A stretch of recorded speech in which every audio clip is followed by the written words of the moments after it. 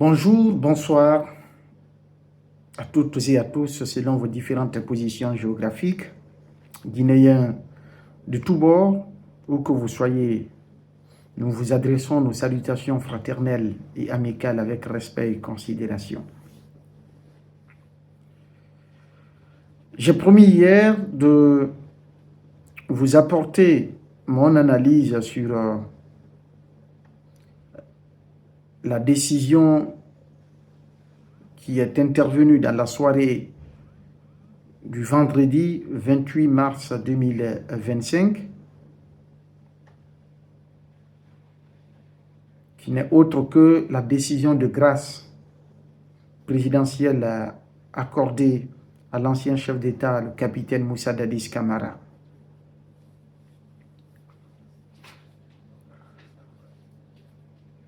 Je ne voudrais pas être long dans cette vidéo. D'abord, je vais commencer par m'exprimer sur,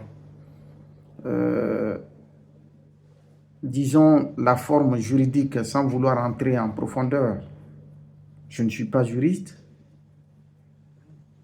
mais je suis quelqu'un de très curieux quand même.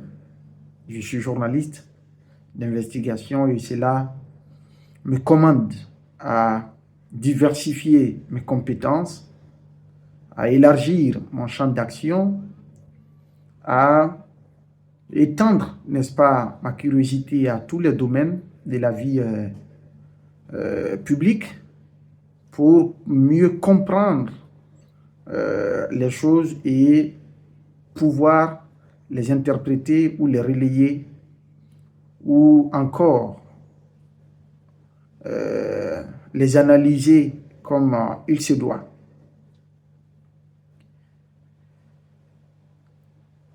D'abord, sur le contenu du décret, il a été annoncé au peuple de Guinée que c'est sur proposition du ministre de la Justice,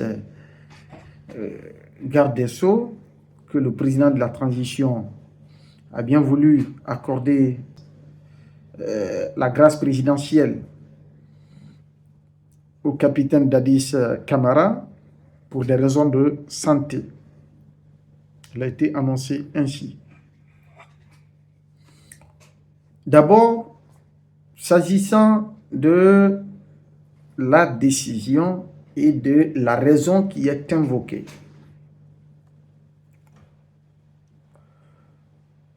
Si nous prenons par exemple le Code de procédure pénale, en son titre 10, qui traite de la prescription de la peine et de la grâce. L'article 1189 à l'article 1195, toutes les dispositions contenues dans cet intervalle traitent à la fois de la prescription de peine, mais aussi de la grâce présidentielle. S'agissant de la grâce présidentielle, l'article 1192 stipule ceci.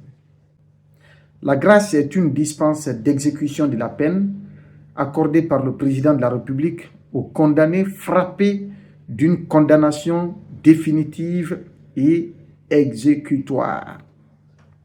Je répète, la grâce est une dispense d'exécution de la peine accordée par le président de la République aux condamnés frappés d'une condamnation définitive et exécutoire.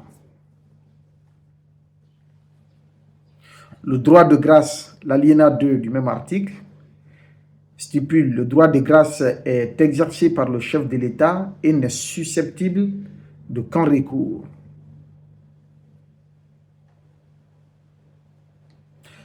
L'article 5193 dit « Les recours en grâce sont instruits par le ministre de la Justice après examen, le cas échéant, par les autres ministres intéressés. » L'article 1194 dit « La grâce, qui peut être totale ou partielle, laisse toutefois subsister la condamnation qui reste inscrite au casier judiciaire. Elle entre en ligne de compte pour la récidive et peut faire l'objet d'un pourvoi en révision. L'alinéa 2 du même article dit « Elle ne dispense pas en outre des peines accessoires et complémentaires ni du paiement des amendes et dommages-intérêts, sauf dispositions spéciales contraires du décret de grâce. » Et l'article 1195 consacre ceci.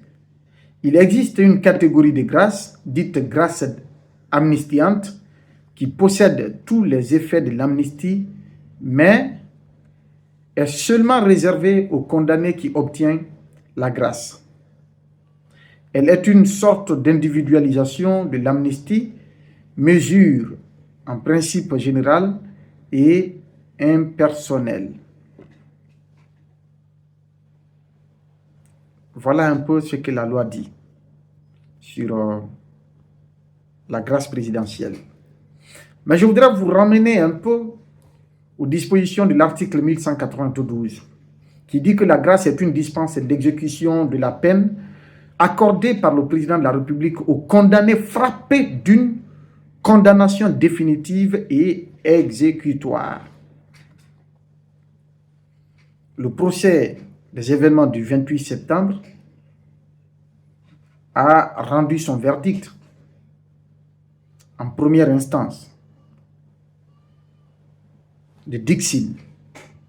Ça veut dire que le droit de recours est valable, ou en tout cas a été valable, pour tous ceux-là qui ont estimé que le droit n'a pas été dit, de se transporter devant la cour d'appel de Conakry, qui est la juridiction supérieure. De la cour d'appel de Conakry, on peut même se retrouver à la Cour suprême, qui est la juridiction suprême du pays, pour exercer un pourvoi en cassation. Alors, puisque nous étions en première instance, et vous le savez, en tout cas, beaucoup le savent, qu'au lendemain de la condamnation prononcée par le tribunal de première instance de Dixine dans l'affaire des événements du 28 septembre 2009, les avocats du capitaine Moussa Dadis Camara avaient bien déclaré qu'ils vont exercer un droit de recours contre la décision de condamnation qui a été prononcée contre leur client. Et des informations nous font croire ou certifient, en tout cas de ce que nous apprenons du milieu judiciaire, qu'effectivement, qu'il y a eu un recours, que les avocats, pas que de Dadis, plusieurs avocats des condamnés en première instance avaient exercé le droit de recours devant la cour d'appel de Conakry. Ce qui veut dire que la condamnation prononcée par le tribunal de première instance de Dixine était une condamnation en suspens. Parce que, à partir du moment où le droit de recours en appel a été exercé, la décision de condamnation qui a été prononcée en amont n'est toujours pas définitive. Et la loi dit que pour qu'un droit ou pour qu'un décret de grâce présidentielle soit accordé à un condamné, qu'il faudrait que la condamnation soit définitive. La condamnation et du capitaine Moussa Dadis Camara et d'autres accusés dans le cadre de ces événements, de ce procès du 28 septembre 2009, n'était pas encore définitive. Mais le décret de grâce est intervenu alors que la décision finale était attendue. La décision finale n'était pas encore prononcée. Ça, c'est du point de vue droit. Je ne pourrais pas m'étaler là-dessus. On laisse cette aventure aux juristes pour, n'est-ce pas, aller en profondeur. Nous nous limitons sur le côté superficiel du droit. Mais la profondeur des choses revient aux spécialistes du domaine. Ça, c'est la première observation qui, pour moi, constitue une violation du droit. Ça, c'est le premier élément. Par ailleurs, dans la même décision de condamnation, le juge a prononcé, c'est-à-dire après avoir condamné le capitaine Moussa Dadis Camara à 20 ans de prison, puisque c'est de lui on parle aujourd'hui, il dit que cette condamnation est assortie d'une période de sûreté de 10 ans. C'est-à-dire qu'aucune décision de clémence, que ce soit une grâce présidentielle ou quoi que ce soit, ne pouvait intervenir en sa faveur avant d'avoir purgé 10 ans de prison.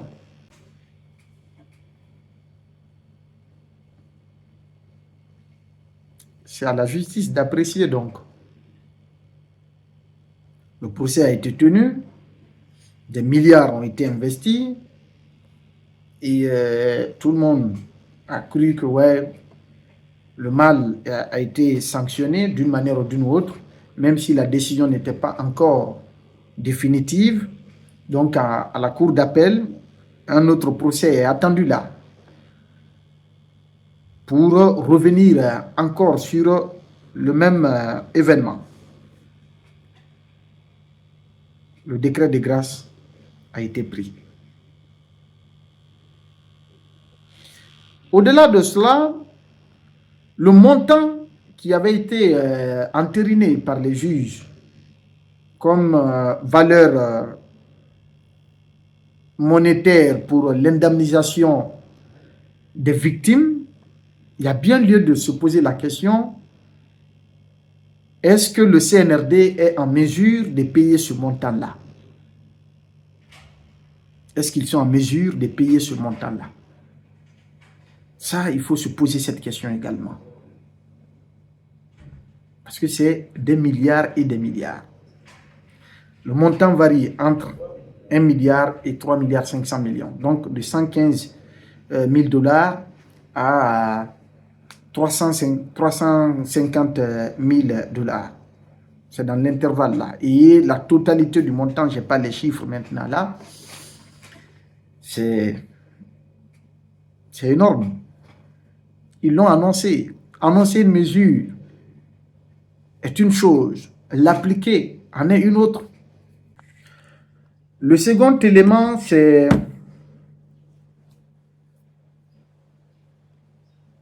par rapport à la raison qui est invoquée.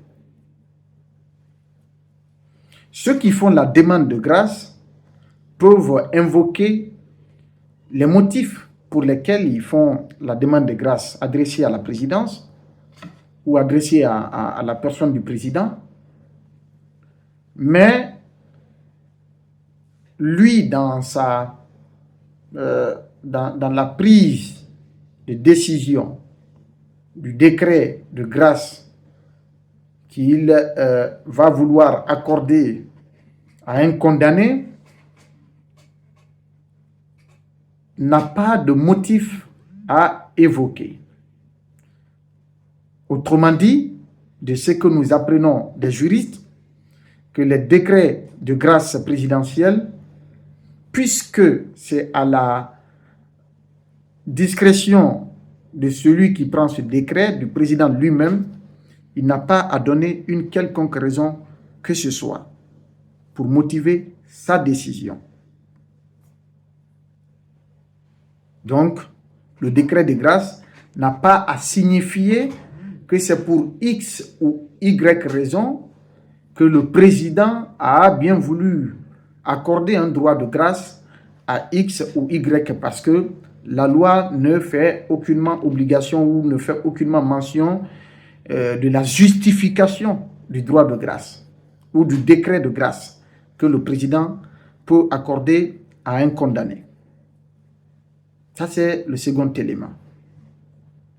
Et dans le même sillage, puisqu'on parle de raisons de santé, c'est vrai, le capitaine Dadis, nous lui devons le respect dû à son rang, cette considération due à son statut d'ancien chef d'État. Et d'ailleurs, je l'ai toujours dit, vous pouvez révisionner nos émissions antérieures, que ce soit dans le Before GG, que ce soit dans les Informés et même dans Mini Libre. J'ai eu à le dire plusieurs fois. Oui, je suis pour la justice. Oui, je suis pour la justice. Je le répète encore. Mais j'aurais voulu, en tant qu'être humain, que les conditions de détention du capitaine Moussa Dadis Camara ne soient pas celles que nous avons connues.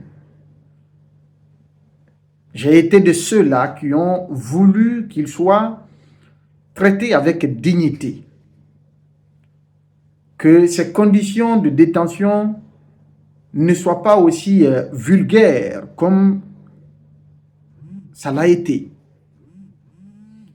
Qu'on puisse au moins lui accorder un respect dû à son rang, à son statut et tout ce qui s'ensuit, pour lui permettre de purger sa peine, ou en tout cas de purger une partie de sa peine avant de connaître un jour son acquittement en appel, ou ce décret de grâce qui est intervenu plus tôt que prévu, en tout cas du point de vue de plusieurs Guinéens. On parle de maladie. Ça veut dire que le président a une certaine sensibilité pour des cas de maladie. Dans ce cas précis. Pourtant, depuis des années, depuis maintenant 3 ans, bientôt 4 ans, il y a bien d'anciens commis de l'État guinéen qui traînent des pathologies aussi graves qu'on ne peut les décrire, qui ont sollicité de la justice guinéenne, qui ont bien voulu bénéficier de la clémence de la justice guinéenne, ou que la justice fasse entendre, n'est-ce pas, son côté humain pour leur accorder le droit d'aller se faire soigner. Cela leur a été catégoriquement refusé. Voilà un peu pourquoi les actions doivent être guidées avec la bonne foi. Quand c'est avec la bonne foi, on ne trouve pas à redire. Mais quand il y a des intentions voilées, quand il y a des calculs politiques, quand il y a de la manipulation derrière des décisions publiques, forcément, cela va laisser entrevoir, n'est-ce pas, les graves manquements, où cela va permettre aux uns et aux autres de comprendre qu'il ne s'agit pas véritablement d'un acte humanitaire comme on tente de le faire croire. Parce que tout simplement, celui qui est humain l'est envers tout le monde. Celui qui défend le droit au bénéfice de tout le monde. Celui qui défend la justice est catégorique, n'est-ce pas, dans sa voix, quelle que soit la personne qui se trouve être en face. Quand on est pour la légalité, on ne fait pas de sélection. Toutes ces valeurs humaines, toutes ces valeurs sociétales, toutes ces valeurs morales, s'il est vrai que nous les incarnons, s'il est vrai que les convictions que nous portons pour ces valeurs, nous ne pouvons en aucun cas et en aucune manière faire le distinguo ou faire l'exclusion ou préférer, n'est-ce pas, défendre X et envoyer Y au cachot. Celui qui est juste l'est envers tout le monde. Celui qui est véridique l'est envers tout le monde. Celui qui défend le droit le fait pour tout le monde. Celui qui défend la justice le fait également pour tout le monde. Si aujourd'hui vous avez tenu à faire parler votre cœur pour faire libérer le capitaine Moussa Dadis Camara pour des raisons de santé,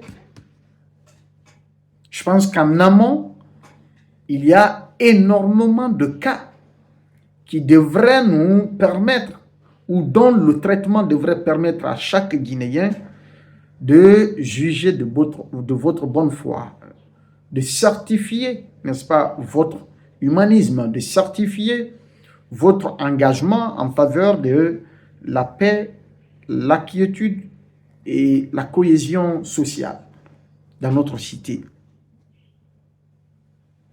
Mais bon, je laisse cela à l'appréciation de chacun et de tous. Ça, c'est le deuxième volet. S'agissant maintenant des informations non publiques qui tournent autour de cette libération ou de ce décret de grâce, je l'ai dit hier dans un texte, nous avions l'information depuis plusieurs mois qu'effectivement le capitaine Moussa Dadis Camara allait bénéficier d'un décret de grâce. D'ailleurs, nos sources basées auprès du palais Mohamed V de Conakry nous avaient fait croire que le décret devrait intervenir en fin d'année 2024. Mais visiblement, cela a changé parce que le procès venait à peine de connaître son aboutissement en première instance.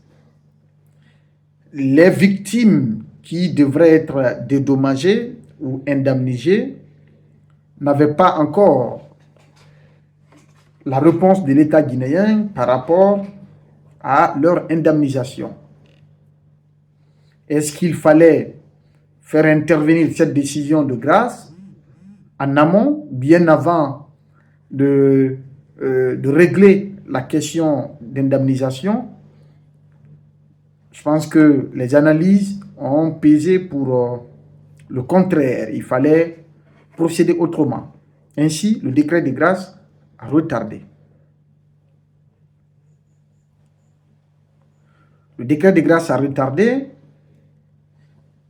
Et pour vous amener à comprendre que effectivement cette information est la piste la plus plausible dans cette affaire,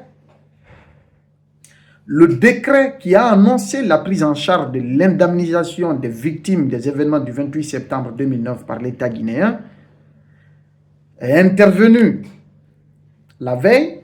Le lendemain, le décret de grâce, ou le deuxième jour, le décret de grâce est intervenu en faveur du capitaine Moussa Dadis Camara, qui n'est d'ailleurs pas le seul condamné dans le cadre de ce procès-là. Et pourquoi la particularité du capitaine Dadis? Ils diront que c'est pour des raisons de santé. Et dans ce cas, est-ce que tous les condamnés qui sont en prison dans le cadre de ce procès des événements du 28 septembre sont aujourd'hui en bonne santé? Est-ce que c'est seulement le capitaine Moussa Dadis Camara qui se trouve être malade parmi les détenus, parmi les condamnés du procès des événements du 28 septembre 2009? Je dirais non. Je vais vous donner des exemples. Vous connaissez déjà le cas du colonel Claude Pivy, Coplan. Tout le monde connaît son état de santé, même si on n'a pas son bulletin de santé. Et récemment, je crois que c'était entre octobre, novembre et décembre, je ne me rappelle plus de la date, je l'avais annoncé. Le ministère de la Défense nationale avait autorisé au commandant Aboubakar Diakité Toumba d'aller se faire soigner à l'étranger. La décision avait été prise. Les documents avaient été dûment signés. Les avocats du commandant Toumba Diakité ne me diront pas le contraire. Le commandant Toumba devrait quitter la Guinée pour aller se faire opérer ailleurs. Mais à la dernière minute, j'ignore encore ce qui s'est passé, ce qui a bien pu se passer pour amener les autorités à revenir sur leur décision. Finalement, ils ont refusé au commandant Toumba d'aller se faire soigner. Il y en a d'autres qui souffrent.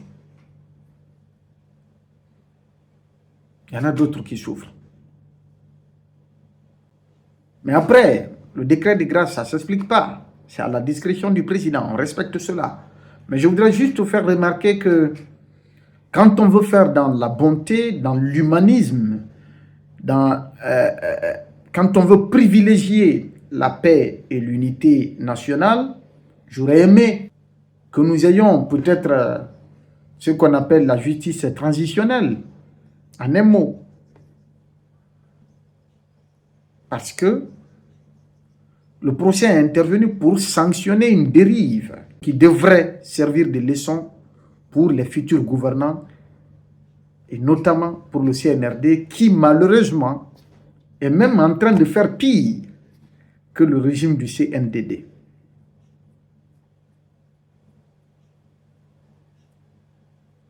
Ça, c'est l'autre volet de mon analyse. Mais au-delà, comme je l'ai dit, cette libération du capitaine Dadis, à mon humble avis, a une interprétation ou un sens ou une signification beaucoup plus politique que sociale, beaucoup plus politique qu'humanitaire,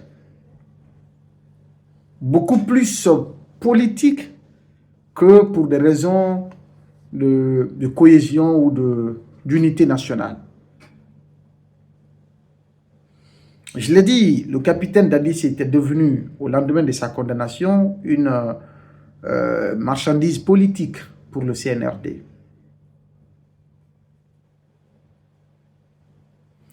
Ce que l'opinion ne sait pas, par plusieurs fois, les sages de la région forestière avaient été reçus à la primature, au temps du CNRD.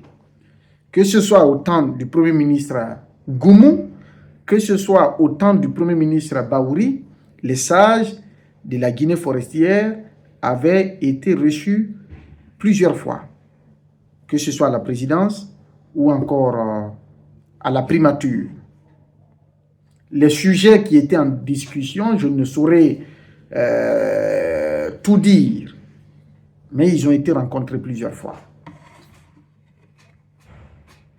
Au-delà, lorsque le CNRD avait commencé à mettre sur la place publique sa volonté de confiscation du pouvoir, la campagne a commencé par la région forestière. L'émissaire du ministre et secrétaire général de la présidence avait été au chevet des sages de la ville de Nzérékoré pour leur signifier la volonté du président Mamadi Doumbouya de se maintenir au pouvoir.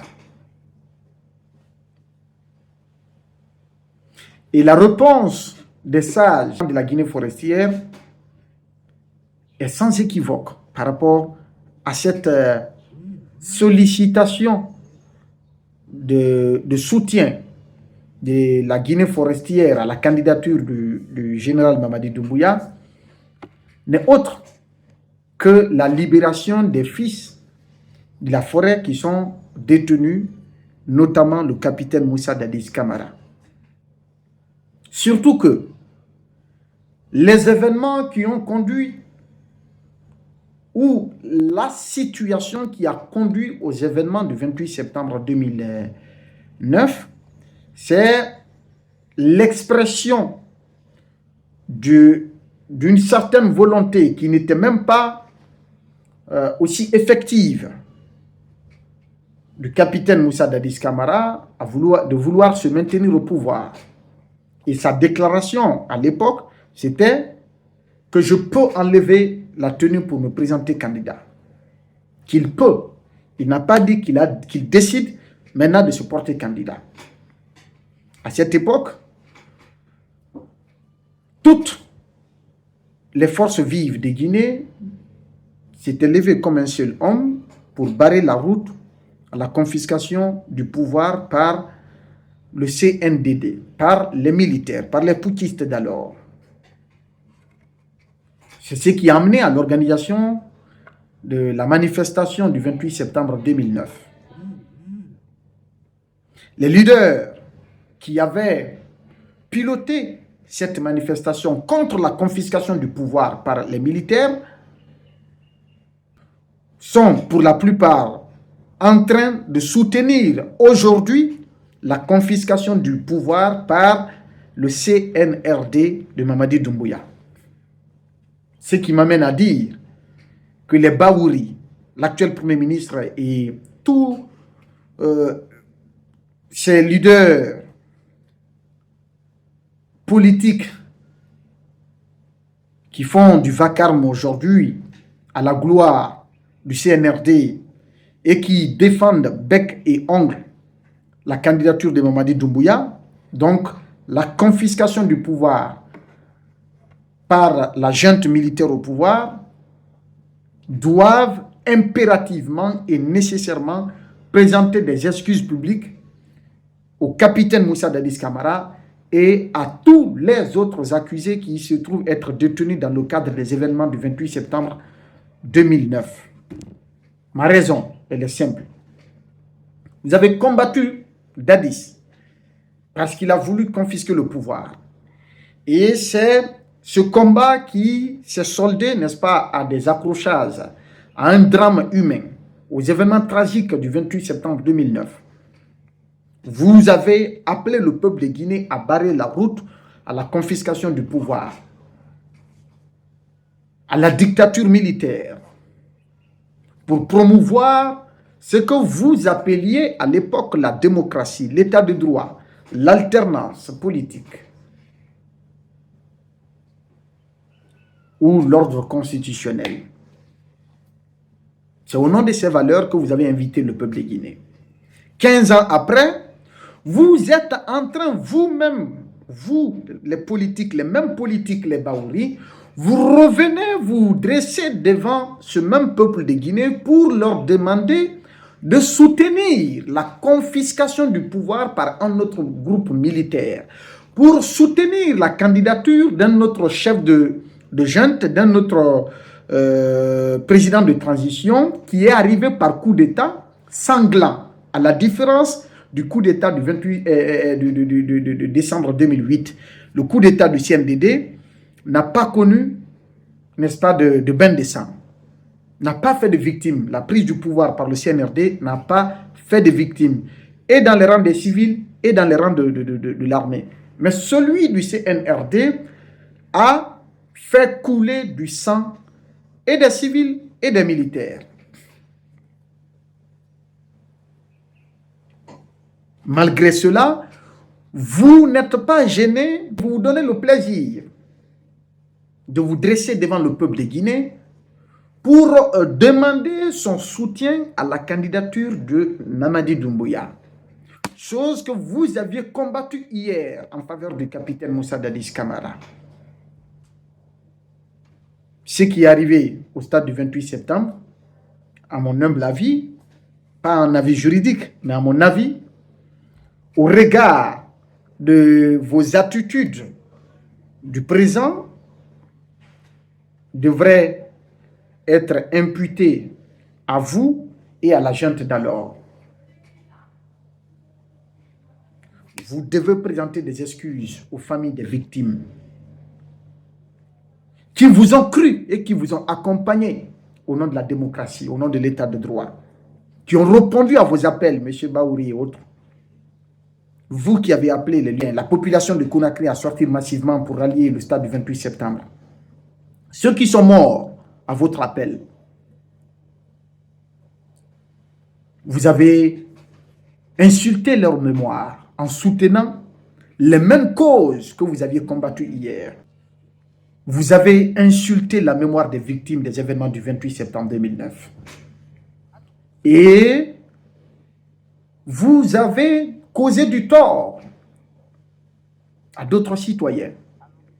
Ceux qui sont aujourd'hui en prison dans le cadre de ces événements, vous devriez être condamnés au même titre que ces gens-là à partir du moment où vous vous tenez aujourd'hui pour défendre mordicus la confiscation du pouvoir par le CNRD, pour défendre la confiscation du pouvoir par ce groupe de militaires.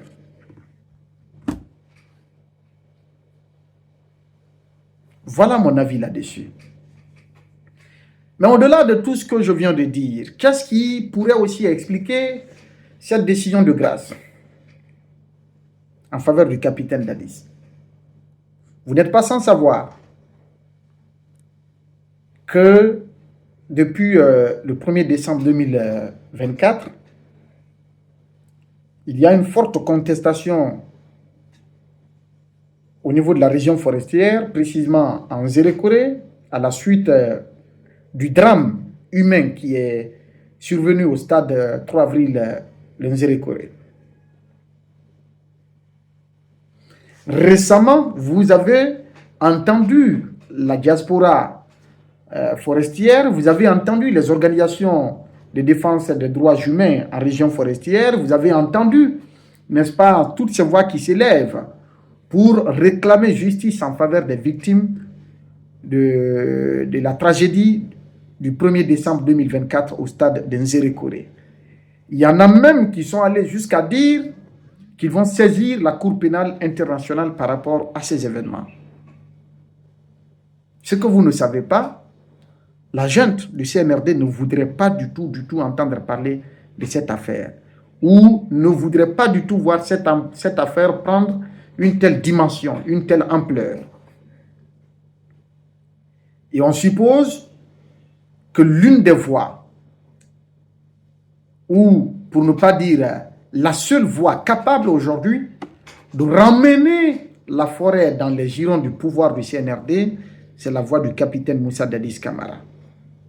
Que sa sortie de prison pourrait amener les uns et les autres à mettre de l'eau dans leur vin, à décrisper un peu la tension du côté de la forêt, à amener certains à reconsidérer leur position vis-à-vis du CNRD. Ça, c'est une raison. Mais l'autre raison est que le CNRD tient mordicus à son projet suicidaire, est ferme sur sa volonté funeste de vouloir confisquer le pouvoir au détriment de ses engagements, au détriment des dispositions de la charte qu'elle s'est elle-même imposée.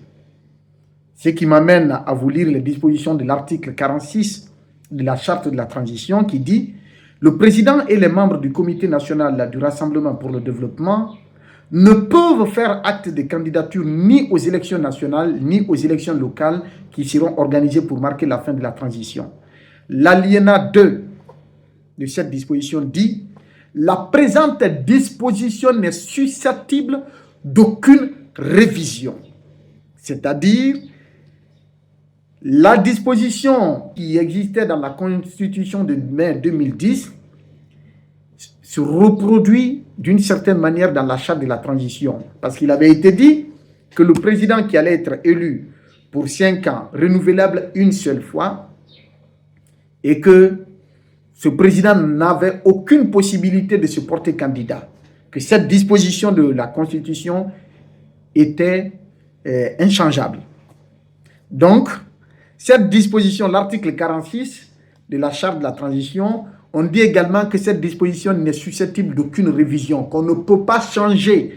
Même si on change, c'est-à-dire on révise la charte de la transition pour l'adapter à de nouvelles données ou orientations, mais le fait d'interdire au président de la transition et aux membres du CNRD de se porter candidat, que cette décision est irréversible, est irrévocable, est inchangeable, cette décision reste et demeure sacrée pour la transition du CNRD. Malheureusement, on a foulé ça au sol, on l'a enterré. Et on est en train de promouvoir la candidature de Mamadi Doumbouya, le maintien du pouvoir du CNRD, et on tient à embarquer la forêt en faveur de la candidature de Mamadi Doumbouya. Et tant que le capitaine Moussa Dadis Camara est en prison, tant que le colonel Claude Pivy est en prison et d'autres, il ne faut pas espérer avoir le soutien de la forêt. Peut-être que quand notre décret viendra gracier les autres condamnés, alors que la condamnation n'est toujours pas effective et définitive. Mais bon, je laisse ce terrain-là. Mais ce que vous ne savez pas également, et qui va surprendre plus d'un Guinéen, je vais vous le dire, en toute honnêteté et en toute sincérité. Si le procès des événements du 28 septembre 2009 s'est tenu ou a été organisé par le CNRD, grâce à Dieu, à travers l'insistance, mais mordicus du capitaine Moussa Dadis Camara, pour ceux qui ne le savent pas. Si le procès des événements du 28 septembre 2009 a été organisé par le CNRD, grâce à Dieu, à travers le capitaine Moussa Dadis Camara. Je vais vous dire le pourquoi. Beaucoup de gens ne le savent pas. Je ne vais pas rentrer dans les détails, mais au moment venu, nous allons informer le peuple de Guinée sur les dessous de cette affaire. Le CNRD n'avait aucune volonté d'organiser ce procès-là. Je vous le dis. Et le général Mamadi Doumbouya n'avait aucunement pas la volonté d'organiser ce procès-là. Et il a fait savoir à certains dans son entourage. Ils le savent consciencieusement, honnêtement et sincèrement que ce que je suis en train de dire est une vérité claire comme l'eau de roche. Ils ne voulaient pas du tout s'étaler ou aller à l'organisation de ce procès des événements du 28 septembre 2009. Ce n'était pas dans leur plan, ce n'était pas dans leur prévision, ce n'était pas dans leur objectif, ce n'était aucunement pas envisagé à leur niveau. Mais pourquoi, finalement, ils ont tenu à organiser ce procès? Lorsque le capitaine Moussa Dadis Camara est rentré du Burkina, c'est-à-dire au lendemain, en décembre 2021, et que le général Lassegba Konaté a quitté la France, il y a eu cette façade de réconciliation, ce semblant de réconciliation, cette manipulation du CNRD pour tromper l'opinion publique, qu'ils ont réussi à réconcilier le capitaine Moussa Dadis Camara et son ami, le général Sekouba Konaté. Les images avaient été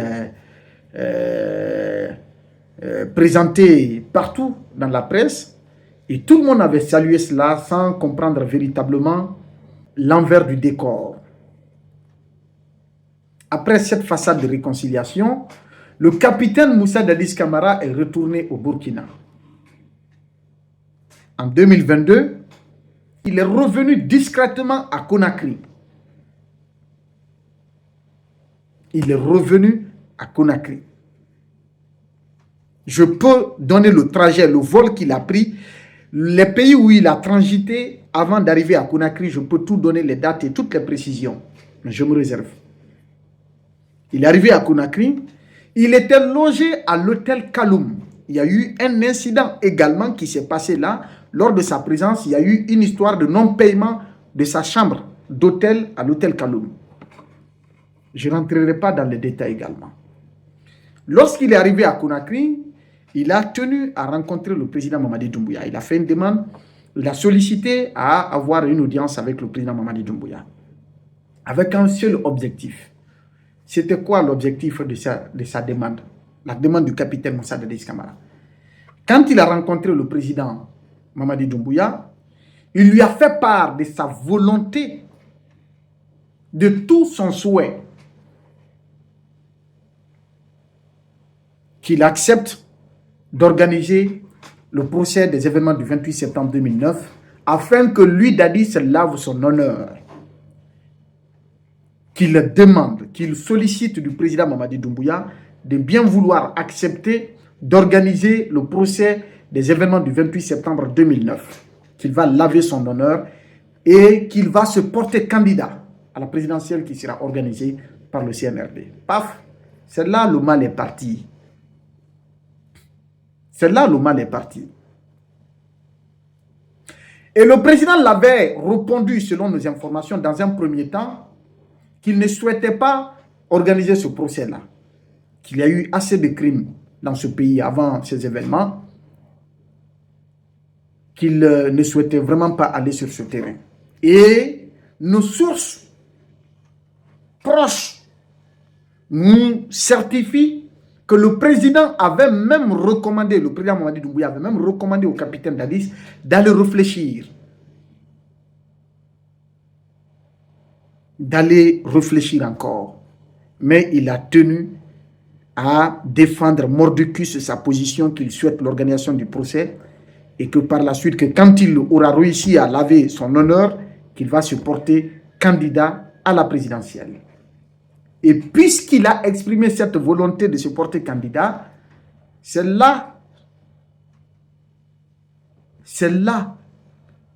que le CNRD s'est dit, eh bien, puisque nous voulons nous maintenir et toi tu tiens encore à revenir au pouvoir, maintenant nous ne voulions pas organiser ce procès, nous ne voulions pas vous humilier, faire de vous un prisonnier.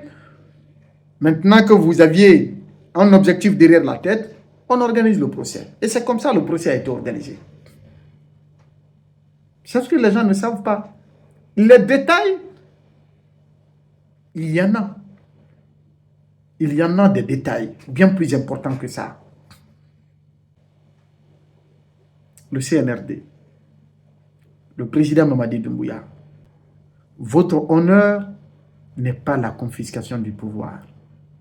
Votre honneur, c'est d'organiser les élections et partir. Respectez vos engagements, respectez les dispositions de la charte que vous avez imposée vous-même.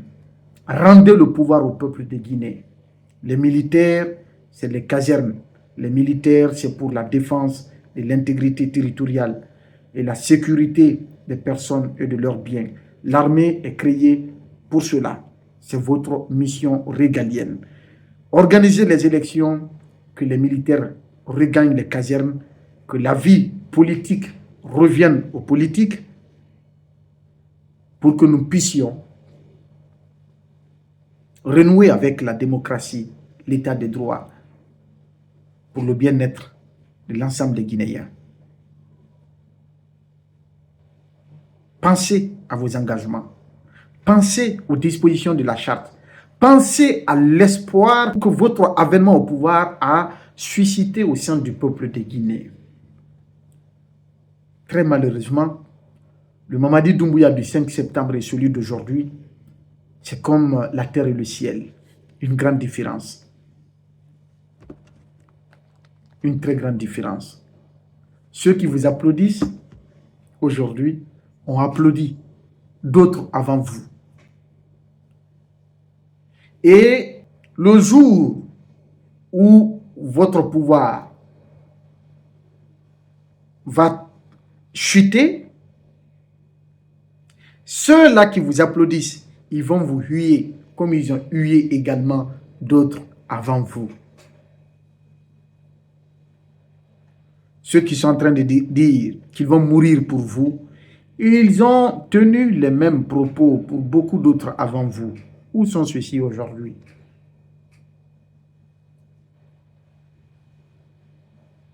J'avais dit, la dignité, c'est l'harmonie entre le dit et le fait. Le peuple vous attend. On peut duper, on peut tromper une partie du peuple pendant tout le temps. On peut tromper tout le peuple pendant un temps, mais pas tout le temps. Rien et personne n'est éternel.